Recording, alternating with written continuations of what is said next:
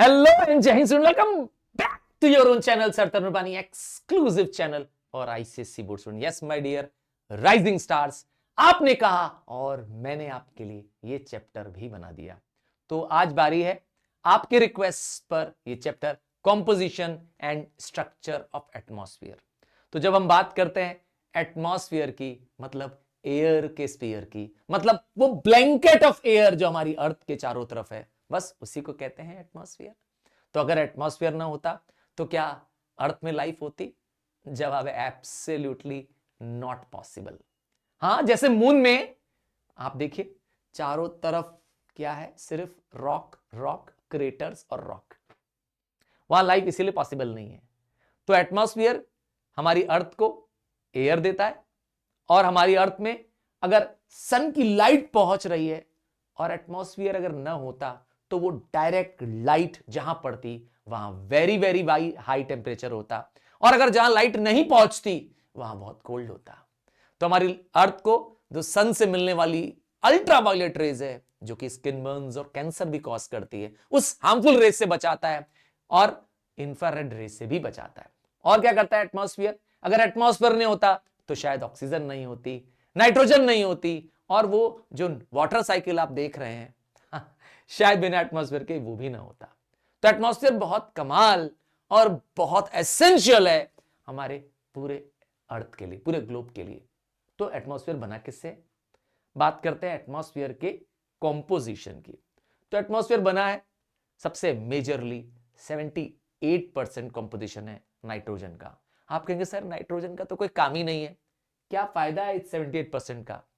तो नाइट्रोजन बहुत काम की है। एक्चुअली नाइट्रोजन का परसेंट 78 है, वो ऑक्सीजन के इफेक्ट को डाइल्यूट करता है। मतलब अगर ऑक्सीजन होता 78% तो एक छोटी सी भी आग एक बड़ी आग के रूप में बन जाती, और आपका कंबशन रेट, रेस्पिरेशन रेट बहुत हाई होता। तो ऑक्सीजन के इफेक्ट को कम करता है, डाइल्यूट करता है। प्लांट्स को नाइट्रेट्स चाहिए होते हैं, हाँ फर्टिलिटी चाहिए होती है, वो नाइट्रोजन से मिलती है। नाइट्रोजन नाइट्रेट्स के रूप में प्लांट को काम आते हैं, और एनिमल्स प्लांट्स को खा करके वो नाइट्रोजन प्राप्त कर लेते हैं। बात समझा रही है? तो इसीलिए बड़े कमाल का है नाइट्रोजन।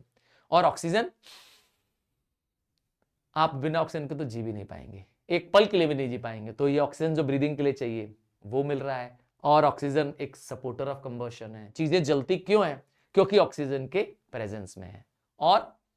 और गैसेस लाइक कार्बन डाइऑक्साइड, अरे भाई ग्रीन प्लांट्स जो फोटोसिंथेसिस करती हैं, आपके लिए ग्रीन प्लांट्स जो फूड बना रहे हैं वो कैसे बना रहे हैं? कार्बन डाइऑक्साइड की मदद से बना रहे हैं। तो कार्बन डाइऑक्साइड भी जरूरी है। फिर वाटर वेपर, ये भी तो एटमॉस्फेयर में है। हाँ वाटर वेपर है पर वेरिएबल है, इसका परसेंटेज फिक्स नहीं है। पर ये वाटर वेपर हमारी एटमॉस्फेयर में ह्यूमिडिटी पैदा करता है। तो जो हमारे क्लाउड्स हैं, हाँ ऊपर जो क्लाउड्स हैं, ये भी तो वाटर वेपर की वजह से ही है। तो इसीलिए ये सारे मिल करके क्या करते हैं, हमारे अर्थ को एक रहने लायक, हाँ एक जहां पर लाइफ पॉसिबल है हो पाए, तभी हो पा रहा है बिकॉज ऑफ ऑल दिस। आइए अब एटमॉस्फेयर के कुछ फंक्शंस जाने। तो एटमॉस्फेयर में एयर है, और एयर में होता है वेट। तो ये एटमॉस्फेयर क्या करता है, चीजों को एयर क्या करती है, प्रेस करती है। नतीजा तो जो ऊपर से ऑक्सीजन है, ऊपर से गैसेस हैं, वो क्या होती हैं, नीचे की तरफ प्रेस होकर आ जाती है। मॉइस्चर एंड क्लाउड सब क्या होते हैं, नीचे की तरफ आ जाते हैं। और क्या खास बात है, जो सॉइल, जो हमारी जो धरती में जो सॉइल मौजूद है, वो ऑक्सीजन और नाइट्रोजन को कंबाइन कर लेती है। हाँ हाँ, ऑक्सीजन और नाइट्रोजन हमारी सॉइल में कंबाइन हो जाती है, और इवन वाटर वेपर भी जो है वही एटमॉस्फेयर में जा करके क्या करता है, आगे जाके क्लाउड्स बनता है। तो अगर एटमॉस्फेयर ना होता तो सिमिलरली ग्रीन प्लांट्स, मैंने कहा कार्बन डाइऑक्साइड लेते हैं और ऑक्सीजन बदले में हमें देते हैं, और कार्बन डाइऑक्साइड हेल्प करती है हीट को एब्सॉर्ब करने के लिए। अगर एयर में कार्बन डाइऑक्साइड नहीं होती, सोचिए सिर्फ ऑक्सीजन ही होता, तो हमारी अर्थ एक ठंडी प्लेस होती, it would have been a cold place, क्योंकि हीट एब्जॉर्प्शन का काम करती है, हीट को अर्थ में एब्जॉर्ब कर लेती है। आइए अब बात करेंगे हमारे अर्थ के एटमॉस्फेयर के स्ट्रक्चर के बारे में। तो हमारा एटमॉस्फेयर कोई एक लेयर से नहीं बना है, बल्कि अलग अलग अलग layer of densities of layer से बना है। ऐसे देखा जाए तो टेम्परेचर और एयर प्रेशर के अकॉर्डिंग 4 थर्मल लेयर्स हैं। हाँ, 4 बेसिक लेयर्स हैं। सबसे नीचे सबसे लोएस्ट लेयर जिसमें मैं और आप हैं, हाँ, जिस लेयर में तुम चल रहे हो भाई, तुम कहोगे सर यहां से हम अपने स्कूल जाते हैं या अपने फ्रेंड्स के घर चले जाते हैं। हाँ भाई, अगर धरती में 8 किलोमीटर अबव दी पोल्स हो या 18 किलोमीटर अबव दी इक्वेटर हो, वो उस रीजन तक ये ट्रोपोस्फियर है। मतलब आप कश्मीर से कन्याकुमारी चले जाओ, इंडिया से अमेरिका चले जाओ, आप तो रहोगे इस अर्थ के ऊपर सरफेस पे ही रहोगे ना। तो वहां पे सब जगह आपको कौन सी मिलेगी? ट्रोपोस्फियर। ये लेयर सबसे डेंसेस्ट लेयर है, सबसे लोएस्ट लेयर है। तो हाइट ऑफ द ट्रोपोस्फियर की बात कर रहा था, above the poles 8 kilometre and above the equator 18 kilometre, है ना। मतलब कि ट्रोपोस्फियर एक नैरो स्फीयर है, एक नैरो जोन है, लेयर है, जहां पर ये हवा सबसे ज्यादा डेंस है। तो इसका इंपॉर्टेंस क्या है भाई? कोई खास बात होगी ना? हाँ, 75% पूरे एटमॉस्फेयर का इसी लेयर में है। अरे भाई, सबसे लोएस्ट है ना, तो सारी हवा का दबाव, सारी एयर यहीं पर है, और यहां पर lapse rate take place. Sir ये लैप्स रेट क्या होता है? लैप्स रेट ये कहता है कि जैसे जैसे आप ऊपर की तरफ बढ़ोगे 1 डिग्री सेंटीग्रेड टेम्परेचर फॉल होगा विथ 165 मीटर ऑफ असेंट। बात समझ आ गई है? मतलब higher we go cooler it gets. यहां पे ये फिनोमेना अप्लाई होता है। इस फिनोमेना को कहते हैं लैप्स रेट ऑफ टेम्परेचर। बात समझ आ गई है? और क्या खास बात है इस लेयर में? इस लेयर में ही सारे वेदर फिनोमेना टेक प्लेस करते हैं। तो अगर आपको ठंड लग रही है, कल वेदर जो है वो रेनी है, और 1-2 दिन बाद क्या हो रहा है, अचानक एक्सट्रीम ऑफ हॉटनेस हो गया है, तो ये सब जो वेदर फिनोमेना है, जो डे टू डे चेंजेस आप देख रहे हैं, ये सब कुछ इस ट्रोपोस्फियर में ही पॉसिबल है। हाँ, और जहां ट्रोपोस्फियर खत्म, मैंने बताया था ना, इक्वेटर के ऊपर 18 किलोमीटर एंड पोल्स के ऊपर 8 किलोमीटर, जहां लेयर की जो अपर लिमिट है, इसे कहते हैं ट्रोपोपॉज। हाँ, इस अपर मोस्ट लेयर को कहते हैं पॉज, मतलब खत्म हो जाना वहां पर। बात समझ आ रही? अब पहली लेयर तो हो गई, अगली लेयर कौन सी है? स्ट्रेटोस्फियर। ट्रोपोस्फियर के ठीक ऊपर आप देखिए जितने जेट प्लेन्स होते हैं, दिख रहा है इमेज में? हाँ, डायग्राम ये आ सकता है ड्रॉ करने के लिए, तो आपको इसको डायग्राम को ड्रॉ करके प्रैक्टिस करना पड़ेगा। Layers of atmosphere. तो स्ट्रेटोस्फियर वो लेयर ऑफ एटमॉस्फेयर है जहां पर मैंने कहा एयर प्रेशर कम है। हाँ, ट्रोपोस्फियर के मुकाबले कम है। और यहां पर दूर दूर तक क्या है, मैंने कहा आपको क्लाउड्स नहीं दिखेंगे। सर क्लाउड्स क्यों नहीं दिखेंगे? क्योंकि यहां पर वेदर फिनोमेना टेक प्लेस नहीं कर पाएगा। यहां पर ओजोन लेयर पाई जाती है और इसकी हाइट अप टू 50 किलोमीटर तक जाती है। कितना? 50 किलोमीटर। इसकी हाइट 50 किलोमीटर तक सी लेवल तक है। और क्या खास बात है इस लेयर की?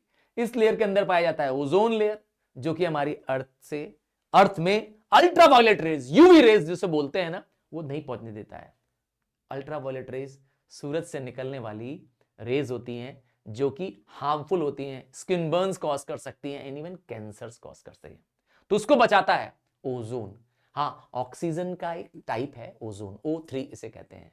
और क्या खास बात है? तो मैंने कहा इस लेयर ऑफ स्ट्रेटोस्फियर में एब्सेंस है वाटर वेपर का, क्लाउड्स का, तो यहां वेदर फिनोमेना टेक प्लेस नहीं करता, यहां टेम्परेचर कंडीशन एकदम कांस्टेंट है। नतीजा, ये जेट फ्लाइंग के लिए सबसे बेस्ट एरिया है। इसीलिए जो जेट प्लेन्स हैं, आपने देखा होगा, हाँ कभी कभी आपने ध्यान दिया होगा, आसमान में कोई पतली सी धार, कोई पतली सी क्लाउड टाइप का दिखाई देता है, एक धार दिखाई देती है, जिससे दूर से दिखाई देता है कि कोई प्लेन वहां से गया। वो जेट प्लेन्स ही होते हैं, बहुत छोटे से होते हैं। हाँ, कभी जरूरत हो तो अपने मोबाइल को जूम करके उससे देखना, तब तुम्हें दिखाई देगा। हाँ, मेरे कहने पे कभी देख लेना। तो जेट प्लेन्स होते हैं, वो हाई एल्टीट्यूड्स में फ्लाइट करते हैं, नॉर्मल प्लेन से थोड़ा अलग होते हैं वो। और क्या खास बात है? मैंने कहा जहां ये स्ट्रेटोस्फियर खत्म, स्ट्रेटोपॉज, अगला लेयर शुरू। तो जैसे जैसे ऊपर जाओगे ना, एयर लेसर डेंसर होती जाएगी। ठीक है? मेसोस्फियर ये 50 किलोमीटर के ऊपर और 80 किलोमीटर तक जाएगा। 50 से ऊपर 80 किलोमीटर अबव द अर्थ होगा। यहां क्या खास बात है? मेसोस्फियर में मेटेरिक डस्ट पार्टिकल्स पाए जाते हैं। मतलब ये वो लेयर है जहां पर जो मीटर जानते हैं क्या होता है? रॉक पार्टिकल्स होते हैं जो धरती की तरफ आ जाते हैं, पर वो जब धरती की तरफ आते हैं तो वो धरती में ही आगे क्या हो जाते हैं, पाउडर बन जाते हैं, क्रश हो जाते हैं हमारी लेयर में। तो they look like wispy cloud. Sir ऐसा क्यों, ये बादल जैसे क्यों दिखते हैं? अच्छा, छीटे हुए बादल की तरह, विस्पी क्लाउड, क्योंकि सनलाइट इस पे पड़ती है और इस सनलाइट की वजह से क्या करते हैं, शाइन करते हुए नजर आते हैं। ठीक है, ये है मेसोस्फीयर की पहचान। चौथा और आखिरी लेयर है थर्मोस्फीयर। थर्म, हीट, ये लेयर अब सबसे ऊपर की लेयर है। इस लेयर में थर्मोस्फीयर के अंदर दो पार्ट है, और पहला पार्ट है आयनोस्फीयर, नाम है आयन से बनने वाला। अब इस आयन क्या होता है, इलेक्ट्रिकली चार्ज पार्टिकल्स। हाँ, आपको पता होगा पॉजिटिव चार्ज को हम लोग कैटायन कहते हैं, नेगेटिव चार्ज को एनायन कहते हैं। तो यहां पे क्या है, चार्ज पार्टिकल्स हैं, और इसीलिए नाम है इसका आयनोस्फीयर। यहां पर जब सनलाइट पड़ती है तो सनलाइट इस गैशियस पार्टिकल को, इन चार्ज गैशियस पार्टिकल को क्या करती है, कुछ अलग मैजिकल कलर्स दे देती है। तो इस डिस्प्ले ऑफ लाइट को आप खूबसूरत सी रोशनी देख रहे होंगे, बड़ा खूबसूरत सा नजारा दिख रहा है। ये जो है वो स्कैंडिनेवियन कंट्रीज हैं नॉर्दर्न हेमिस्फीयर में, जहां पर ये कलरफुल आप क्या देख रहे हैं, हाँ, ये इसे कहते हैं एवरा बोरेलिस। ये नॉर्दर्न हेमिस्फीयर में भी होता है, और इसी तरह से क्या होता है सदर्न हेमिस्फीयर में है, और एरोरा बोरेलिस की जगह वह ऑस्ट्रेलिस, हाँ वो ऑस्ट्रेलिया साइड में। तो ये क्या है, क्या basically, actually it's a natural display of light. हाँ, ये नेचुरल लाइट्स हैं जो सन की लाइट की वजह से क्या हो रहे हैं, मेसोस्फीयर में पाए जाने वाली जो लेयर ऑफ गैसेस है उनसे वो क्या कर रहे हैं, स्ट्राइक होके कर रहे हैं। और क्या खास बात है, बस यही काम करता है, खूबसूरत रोशनी देता है? नहीं नहीं, मैंने कहा और भी बातें। ये आयनोस्फीयर में आयंस मौजूद होते हैं जिसकी वजह से आप मोबाइल यूज कर पाते हैं। तो आप मोबाइल जो यूज कर रहे हैं वो कैसे चल रहा है पता है कि नहीं? आपने यहां से नंबर डायल किया, ठीक, अपने फ्रेंड को, तो ये नंबर एक पर्टिकुलर कोड सेंड करता है किसमें, हाँ आयनोस्फीयर में। वहां से ये टकरा कर क्या होता है, आपके फ्रेंड के मोबाइल पे क्या होता है, चला जाता है। हाँ, यही फिनोमेना है। आयंस जो होते हैं चार्ज पार्टिकल, वो रेडियो वेव्स को रिफ्लेक्ट बैक करते हैं अर्थ में। इसी से कम्युनिकेशन पॉसिबल है। इसी से जो आपकी टीवी चल रही है, आपके पास डिश टीवी है, क्या कहते हो, हाँ वो इसी से चल रही है। तो जितने भी वायरलेस कम्युनिकेशन है इस आयनोस्फीयर की होने की वजह से पॉसिबल हो पाए। तो बड़े कमाल का लेयर है। तो मैंने कहा ना, थर्मोस्फीयर दो लेयर से बना है। पहला आयनोस्फीयर, आयनोस्फीयर 400 किलोमीटर तक जाएगा बस। अब उसके बियॉन्ड, आयनोस्फीयर के बियॉन्ड शुरू हो जाएगा एक्सोस्फीयर। क्या चीज शुरू हो जाएगा, एक्सोस्फीयर, जो 400 से 1500 किलोमीटर तक जाएगा। मतलब अब ये लेयर जो है ये बहुत हाई एल्टीट्यूड तक चली जाएगी। यहां के बाद अब क्या हो जाएगा, एक ऐसा स्पेस आ जाएगा जहां, मतलब जिसे कहते हैं ना इंटरप्लेनेटरी स्पेस, मतलब दूसरे प्लेनेट्स पे जाने का एक रास्ता बन जाएगा। बात समझ आ गई है? तो यहां पर मतलब ये टॉप मोस्ट लेयर है, एक्स मतलब ये होता है एग्जिट, मतलब आउटर। यहां पर जो गैसेस है वो सबसे हल्की गैस होंगी, क्योंकि मैंने कहा सबसे ऊपर है तो सबसे लीस्ट डेंस। तो इसका मतलब यहां पे हाइड्रोजन, हीलियम, ये जो हल्की गैसेस होती है ऊपर पाई जाएंगी। अब बात करेंगे जिसका सबसे इंपॉर्टेंट टॉपिक है, जिसपे क्वेश्चन बनता है। हाँ, आपके मैं क्वेश्चन पेपर की बात कर रहा हूं, और तुमसे इतना ही रिक्वेस्ट करूंगा कि अगर यहां तक पूरा देख रहे हो तो मिस आउट मत करिए। हाँ, समय कम होगा तो आप क्या करिए, इसकी स्पीड बढ़ा लीजिए, 1.2 कर दीजिए, 1.5 कर दीजिए, पर मिस आउट मत करिए। ठीक है, बात कर रहा था ओजोन की। तो ओजोन ऑक्सीजन का ही एक रूप है। जब O2, ध्यान से सुनिएगा, O2 that is oxygen combines with a single nascent oxygen, then it becomes O3, and this O3 is a form of oxygen that is very poisonous. हाँ, ओजोन एक जहरीली गैस है, हमारी धरती में बहुत कम मात्रा में पाई जाती है, क्योंकि ये हाई एल्टीट्यूड्स में होती है। कहां होती है, ये होती है स्ट्रेटोस्फीयर में 20 से 50 किलोमीटर अबव। आपको पता ही है स्ट्रेटोस्फीयर का लेयर जो है, जो सेकंड लेयर ऑफ हमारा एटमॉस्फेयर है, वहां ये पाई जाती है। एक तरह से कहें वहां के एक बड़े से एरिया में ये क्या होती है, स्प्रेडेड होती है, और इसका होना हमारे धरती में जीवन बचाने के बराबर है। हाँ, बहुत कहते हैं ना, हमारी धरती को बचाता है फ्रॉम अल्ट्रावायलेट रेज। क्यों? क्योंकि फिल्टरिंग का काम करता है। जब सन से आने वाली पराबैंगनी किरणें, कहोगे सर ये क्या है, अरे भाई ultraviolet lights they are very harmful, and even infrared rays इनको ये रोकता है, इनको फिल्टर करता है। और इसकी वजह से क्या होता है, जो सन बर्न्स और इवन स्किन बर्न्स से और स्किन कैंसर से बच जाता है। ठीक है ना। तो ये ओजोन लेयर बहुत काम की है हमारी धरती के लिए। आप धरती में जो लाइव देख पा रहे हैं उनमें से एक रीजन ओजोन लेयर भी है। तो ओजोन लेयर क्या हो रही है, धीरे धीरे खत्म हो रही है। हम इंसानों ने अपनी लालच में जंगल काट दिए हैं, इमेंस पॉपुलेशन बढ़ गई है, और हमारी नीड्स तो शायद लगता है कभी खत्म ही नहीं होगी। और नतीजा, हम हार्मफुल गैसेस रिलीज कर रहे हैं, और खास करके CFC। सर ये क्या है? CFC क्या है? क्लोरोफ्लोरोकार्बन। ये एक गैस है जो रेफ्रिजरेटर्स में यूज होती है, एयरक्राफ्ट में यूज होती है, एयर कंडीशनर्स में होती है। हालांकि आजकल जो एसी आ रहे हैं वो ग्रीन एसी आ रहे हैं। हाँ, आपने सुना होगा ग्रीन एसी, मतलब जिसमें CFC यूज नहीं हो रही है। CFC दैट इज क्लोरोफ्लोरोकार्बन, या HCFC हाइड्रोक्लोरोफ्लोरोकार्बन। इवन कुछ और भी ग्रीन हाउस गैसेज हैं जिसमें मीथेन है, सल्फर डाइऑक्साइड है।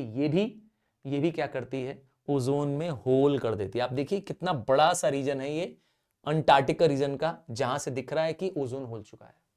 हाँ, ये सैटेलाइट पिक्चर्स हैं जो नासा ने ली है, जो बता रही है कि अर्थ की कंडीशन रियली डेंजरस है। अगर हम अभी नहीं संभले, मैं सच कह रहा हूं, आने वाला शायद समय धरती के लिए बहुत बुरा होने वाला है। अभी से देखिए कितने जल्दी जल्दी वेदर चेंजेस हो रहे हैं, है ना। कुछ समय पहले ही एक बड़ी बीमारी आई, क्या नाम था उसका, कोविड, याद है ना। हाँ, तो ये सब वेदर चेंजेस की वजह से ही हो रहा है। हमने, कहते हैं ना, प्रकृति के साथ छेड़छाड़ कर दिया है। We as a human have disturb the nature. तो ओजोन लेयर खत्म, धीरे धीरे बहुत बड़ा होल हो रहा है। नहीं रोका जाएगा तो बहुत मुश्किल होगी। वॉल्केनिक इरप्शन भी एक नेचुरल रीजन है इसका। अब आती है एक और बड़ी समस्या जो आप और मैं तो फेस भी कर रहे हैं। सच बताइएगा, गर्मी में बहुत गर्म नहीं हो जाता है? हाँ, जो ये हमारी पूरी धरती का टेम्परेचर, जिसे मैं कहते हैं एवरेज टेम्परेचर, वो लगातार बढ़ रहा है। तो ये फिनोमिना, जब हमारी धरती का जो टेम्परेचर बढ़ रहा है, इस सरफेस टेम्परेचर के इंक्रीज को कहते हैं ग्लोबल वार्मिंग। अब ग्लोबल वार्मिंग का क्या नुकसान पड़ने वाला है? सर, ग्लोबल वार्मिंग का कारण क्या है? देखिए, आप इस इमेज को देखिए, कितनी डरावनी इमेज है। इस पार्ट में जहां ग्लोबल वार्मिंग हुआ है, और यहां पार्ट में जब धरती नॉर्मल थी।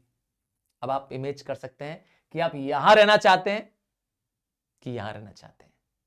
दिख रहा है ना, ग्रीन हाउस गैसेस धरती में बहुत बढ़ चुकी हैं। हमने ओजोन को खराब कर दिया है। आइए एक एक करके कॉजेज ऑफ ग्लोबल वार्मिंग अब समझते हैं। सबसे पहला रीजन है, हमने ओजोन को डिस्ट्रॉय कर रहा है। ओजोन में एक बड़ा सा होल क्रिएट हो गया है, बताया था ना। इसकी वजह से क्या हो रहा है, ग्रीन हाउस गैसेस बढ़ रही हैं। इसकी वजह से सन की लाइट पहुंच रही है धरती पे, इंफ्रारेड रेस पहुंच रही हैं, धरती का टेम्परेचर राइज हो रहा है। और तो और ग्रीन हाउस गैसेस, ये ग्रीन हाउस गैसेस क्या होती हैं? क्या हरे रंग की गैस होती है क्या?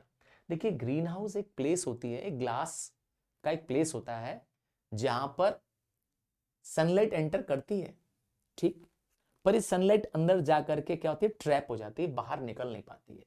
इस प्लेस को, फिनोमेना को ग्रीन हाउस कहते हैं। तो यही फिनोमेना हमारे एटमॉस्फेयर में हो जा रहा है। ये देखिए, आपको दिखा रहे हैं डायग्राम में, हमारी धरती में कुछ ऐसी गैसेज हैं जैसे carbon dioxide, sulphur dioxide, methane, इन्हें हम ग्रीन हाउस गैसेस कहते हैं।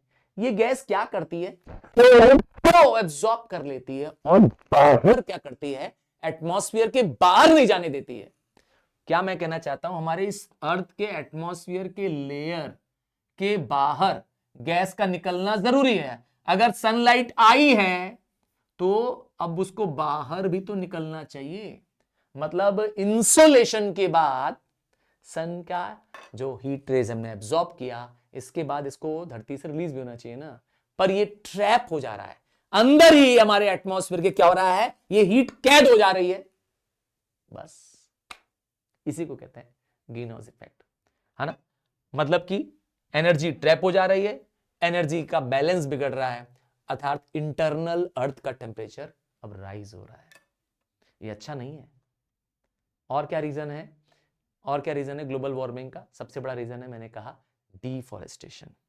हमने जंगलों को काट दिया। वो जंगल जो हमारे साथी थे, वो जंगल जो हमारे पास ऑक्सीजन दे रहे थे, हमसे कार्बन डाइऑक्साइड छीन रहे थे, है ना, हमारी लाइफ गिविंग गैस दे रहे थे, हमने उन्हीं को काट दिया। तो जंगल नेचुरल स्पॉन्ज होते हैं, जंगल वाटर बैलेंस मेंटेन करते हैं, फर्टिलिटी ऑफ सॉइल देखते हैं, हमने उन्हीं को खत्म कर दिया। आपको तो पता ही है कितने जंगल कट गए हैं।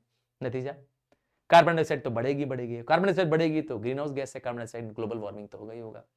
तो इसका इंपैक्ट क्या पड़ रहा है? होगा क्या असर इससे? क्या होगा? अरे होगा ये कि धरती गर्म हो जाएगी। ऐसा माना जा रहा है कि 0.6 डिग्री टेम्परेचर धरती का ऑलरेडी बढ़ चुका है। इंपैक्ट ये होगा कि समुद्र आने वाले समय में क्या होगा, इतना बढ़ जाएगा कि जो समुद्र के आसपास के शहर हैं, ज्यादा कोस्टल टाउन्स हैं, मैं मुंबई की बात करूं, चेन्नई की बात करूं, कोलकाता की बात करूं, डूब जाएंगे। हाँ, बच के रहना। मैं अपने सुपरस्टार्स और rising stars of the post coastal area वालों को कह रहा हूं। क्यों? क्योंकि जब ग्लोबल वार्मिंग होगी तो जो पोल आइस कैप्स है हमारे पास, जो आइस रिजर्व्स है हमारे पास, वो पिघल रहे हैं बहुत तेजी से। आपने सुना भी होगा ना, पोलर आइस कैप्स पिघल रहे हैं। वो पिघल करके पानी समुद्र में आएगा, नतीजा water level of sea rise होगा। और क्या हो रहा है हमारे यहाँ? प्रेसिपिटेशन अर्थात बारिश, क्योंकि बारिश अब क्या हो रही है, एबनॉर्मली क्या हो रही है, मतलब कह सकते हैं ना कि sudden increase in the rainfall हो जा रहा है, क्योंकि धरती की मॉइस्चर कैरिंग कैपेसिटी बढ़ गई है। अरे भाई, ट्रोपोस्फीयर ज्यादा गर्म हो रहा है ना, जबकि स्ट्रेटोस्फीयर गर्म नहीं हो रहा है, क्योंकि डेंस लेयर ज्यादा कहां पर है? मैंने बताया था ना, सबसे डेंसेस्ट लेयर कौन सा है? ट्रोपोस्फीयर। और क्या खास बात हो गई है? रेडिएशन इंबैलेंस, अर्थात हमारी एटमॉस्फेयर में जो इंसोलेशन है और radiation of the gases out हो रही है, उसका बैलेंस बिगड़ गया है। हाँ, and last few more points कि क्या इफेक्ट हो रहा है? हमारा एग्रीकल्चर इंपैक्ट हो रहा है। हमारे एग्रीकल्चर के सीजन्स चेंज हो रहे हैं, क्रॉपिंग सीजन चेंज हो रहा है, क्रॉप पैटर्न चेंज हो रहा है। सीरियल क्रॉप्स जिसको कहते हैं ना, रोज का खाना, जो हमारे जो चावल दाल सब्जी है, और हमारे सबसे इंपॉर्टेंट है राइस। तो ये जो व्हीट एंड राइस हैं, जो ये क्रॉप्स हैं, इनकी क्रॉपिंग पैटर्न्स चेंज हो गए हैं। और तो और पानी की भी समस्या आने वाली है।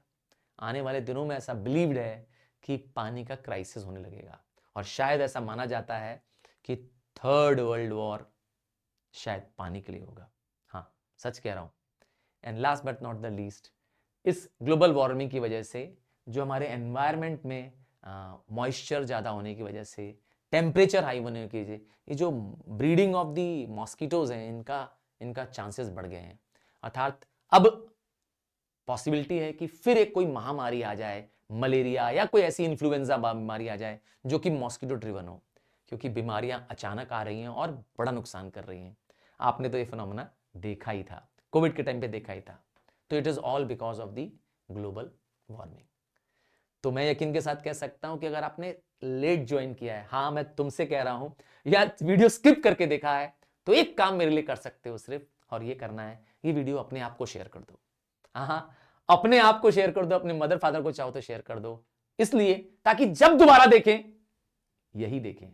समय कम होगा तो स्पीड बढ़ा के देख लीजिएगा, बट मिस मत करेगा, क्योंकि इतना डिटेल्ड एक्सप्लेनेशन कोई नहीं कर रहा है, आपके सिर्फ गूगल सर कर रहे हैं। तो इसीलिए इसको दोबारा देखिएगा, पेपर के टाइम में देखिएगा, स्पीड बढ़ा के चाहे तो देख लीजिएगा, बट मिस आउट मत करिएगा।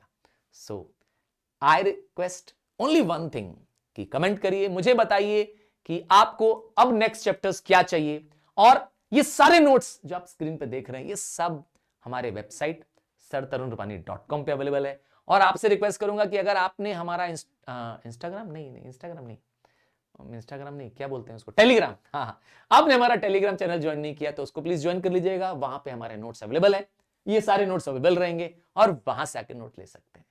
So bye from now, love you, and I'm waiting for your lovely messages. Bye.